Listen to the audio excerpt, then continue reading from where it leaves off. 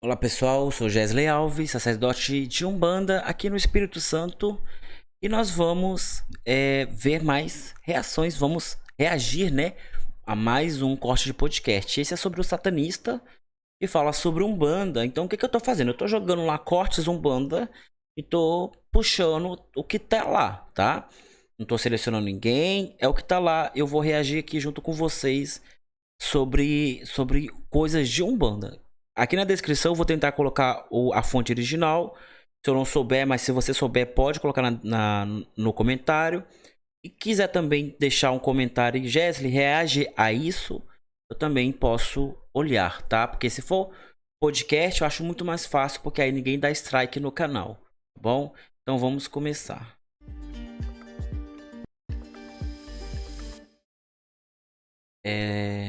Vamos lá. Fala pessoal, beleza? Você tá no canal oficial de cortes do Isto Não É Podcast.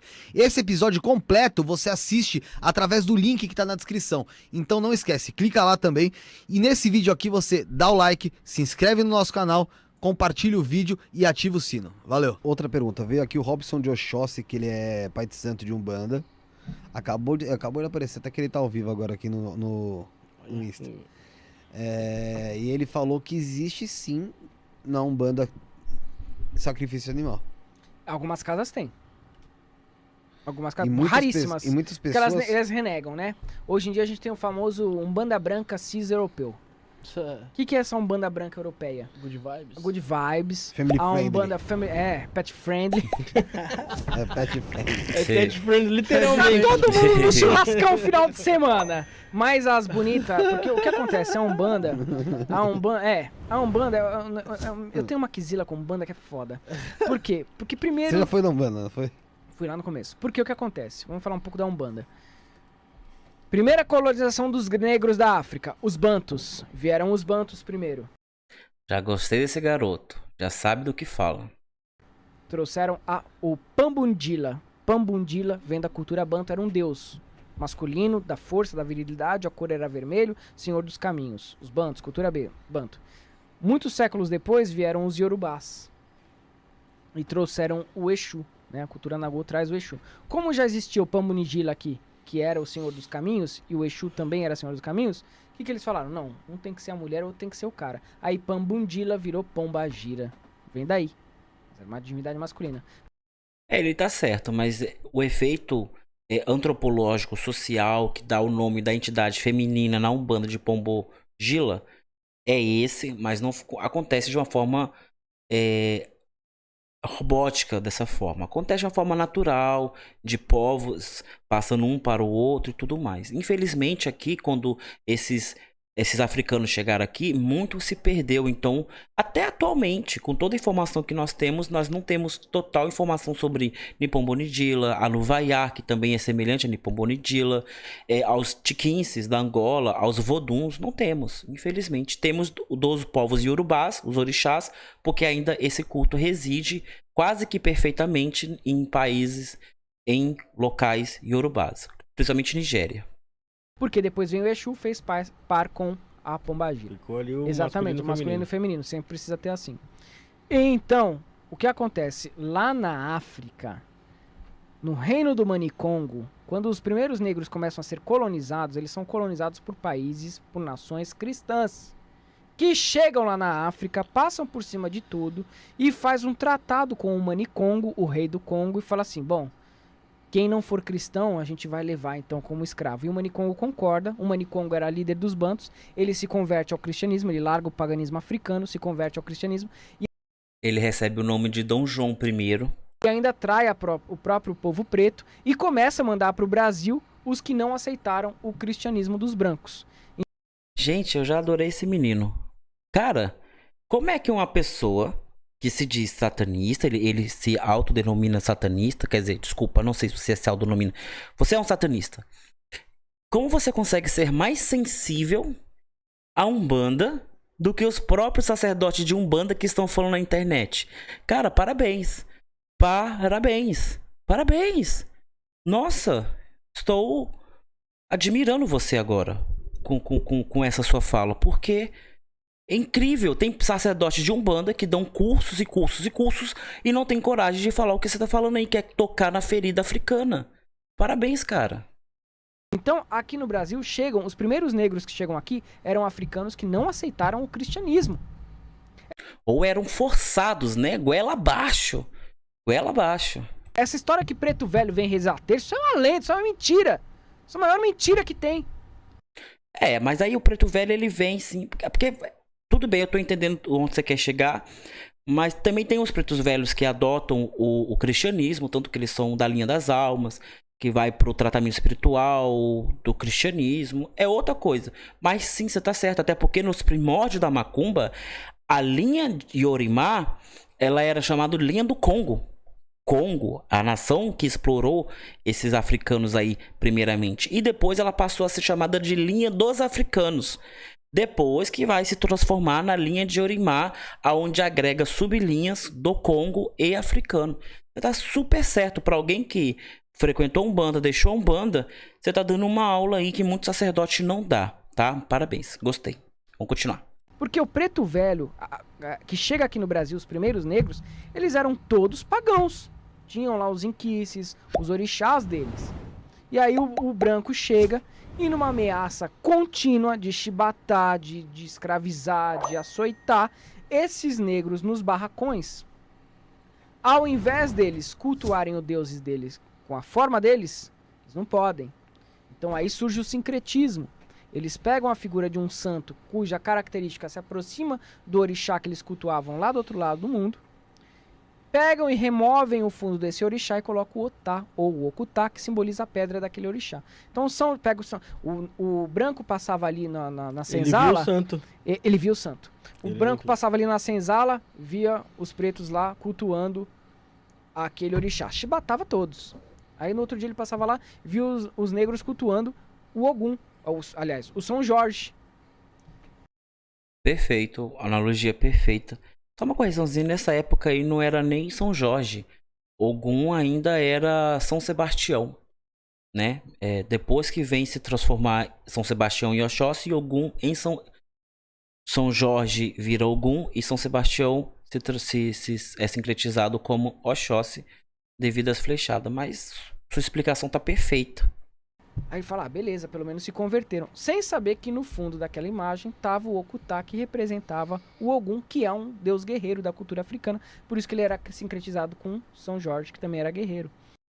Até a palavra tá certa. Porque tem muito candomblessista que fala errado, né? Fala Otá. Otá é inimigo. Okutá é pedra fundamental. Perfeito. Mas isso aconteceu, essa sincretização aconteceu para poder camuflar o culto pagão dos pretos. Sim, sim. O sincretismo é um dos poucos locais que realmente a gente consegue observar um sincretismo real, tá? Moderno. Isso só aconteceu de verdade no Brasil. Em outros locais não aconteceu dessa forma. Mas também tivemos pessoas negras bantus que adotaram o cristianismo, tá? E elas criaram cultos em cima do que elas já cultuavam em terras bantu. Por exemplo, o próprio Chico Rei, em Minas Gerais, cidade de Ouro Preto, assim que ele consegue se libertar e libertar os seus semelhantes, eles fundam uma igreja católica, onde ali faziam cerimônias para santos negros, como Nossa Senhora Aparecida, como Santo Antônio. Então também tem aquela parcela das pessoas, daqueles povos que queriam se tornar cristão também. Então tinha o sincretismo, mas também tinha aqueles que também queriam. É por isso que quando a gente fala, Preto Velho não vem para benzer. Também vem. Então assim, também tem essa parcela de pessoas. Também tem os descendentes que foram escravos, mas ao mesmo tempo não conheceram a África.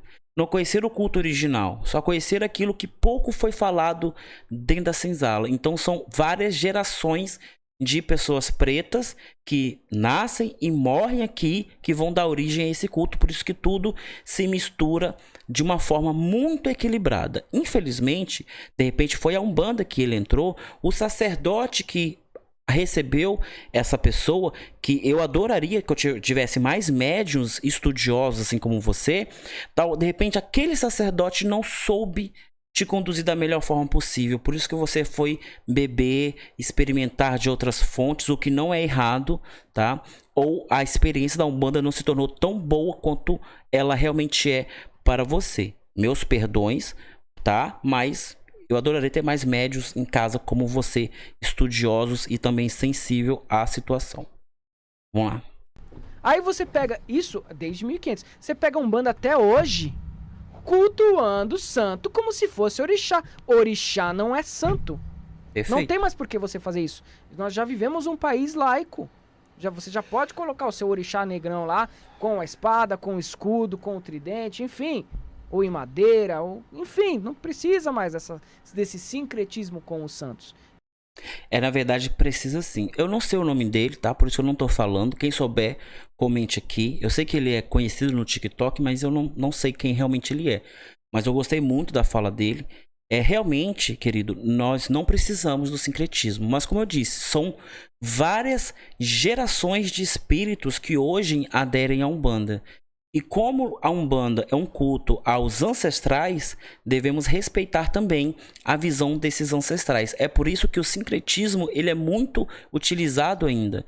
Porque ao mesmo tempo que aquela imagem católica ela representa a figura do santo católico, que vai agradar o preto velho que adotou o cristianismo, que geralmente são os beatos, né, os nordestinos, ele também representa Oxum, que vai simbolizar o africano, que via na Oxum ali, na Nossa Senhora Oxum, e assim vai. Para cada geração, um respeito.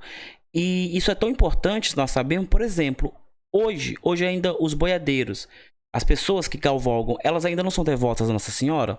Da mesma forma, os boiadeiros da época passada, eles também eram devotos. Então, como eu vou invocar esses espíritos para vir se eu não estou cultuando, não tenho ali a representação de Nossa Senhora? Eu não preciso cultuar como pessoa, mas para o espírito ancestral é importante que tenha algum ponto de fé ali. Como pessoa esotérica, pagã, de repente até mesmo não conheço a sua base de educação satanista, mas você sabe que o movimento de evocação ela precisa de um ponto igualitário ali de representação. Por exemplo, se eu vou invocar Isis, eu tenho que ter na minha mente ou no meu cenário aspectos egípcios, né? Se eu estou evocando uma deidade, uma divindade daquela época, daquele contexto.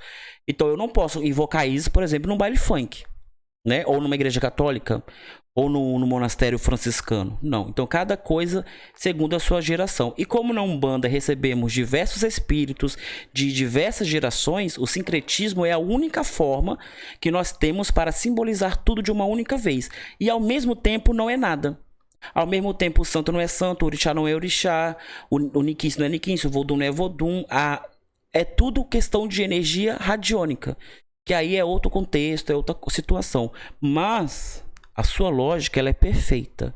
Ela é perfeita porque você consegue separar o feijão do arroz perfeitamente. Perfeitamente. Porque, infelizmente, por causa de um mau entendimento, as pessoas cultuam o orixá dentro da Umbanda como se fosse no candomblé.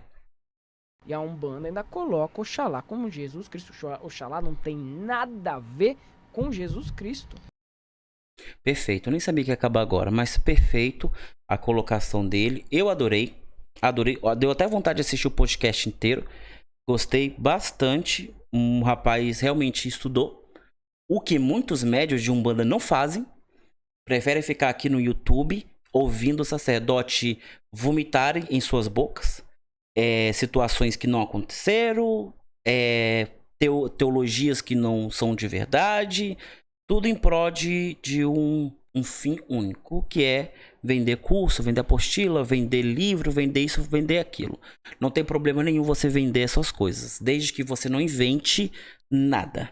Se você está entregando um trabalho tradicional, um trabalho que realmente as pessoas vão ver semelhança. Infelizmente, essas pessoas ganham força e essas mentiras contadas várias vezes se tornam verdade. E quando a pessoa vem no nosso terreiro, que geralmente são terreiros tradicionais, terreiros com ancestralidade, essas pessoas vão falar, mas na minha casa não é assim, mas fulano de tal não falou assim, fulano de tal ensina de outra forma.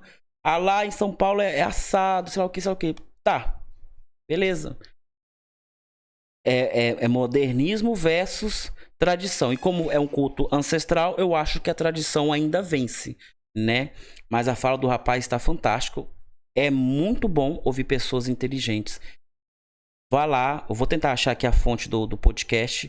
Vá lá e assista o podcast inteiro, porque ele falou muito mais coisas interessantes do que 7 reações que eu tive a um certo sacerdote aí que não falou nada com nada.